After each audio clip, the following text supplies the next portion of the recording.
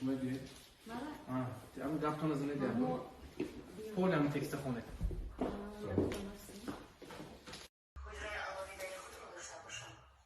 زود آوردی باید من سری اول هم تکستش هم دارم از نه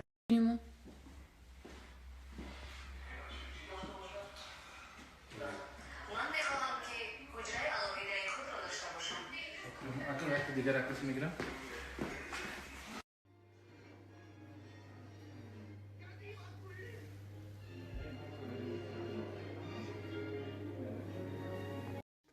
تپوش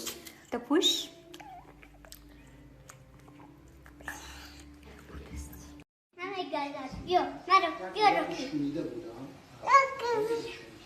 دوستان فضلی شما بسیار خصلت خوبی داشتن که فکر و اندیشه هایی کیای ها ای خدای اینا میترسیده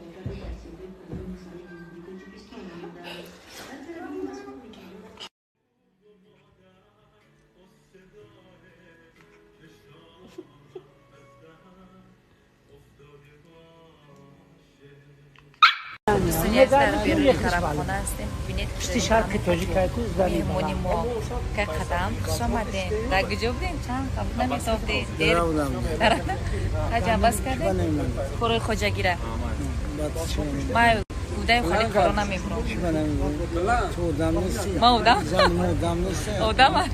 بنده کفتر دادن نمی‌تونم. گرد میدیم وقت. راست تیم تو پش میکنم میکشم میبندم. تمام. چی گفتنی با پاتیس چی کنیم من؟ پاتیس کنیم من همه وقت سوال میتونم کجا ده که قدم هنر تو چی کن میکنی؟ سانه تو چی کن میکنی؟ هنر هم میشه چه مایده رو ببین؟ چه مایده ببینیم؟ چی میخویم؟ بلجوان سنگلان خیدرشت یک کاسه دزر کاشتیم یک کاسه دمشق نه پروای زر داریم نه پروای مشک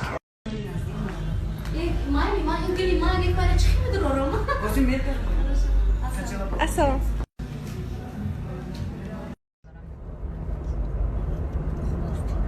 این بچه هکال غرمی مانندی پریه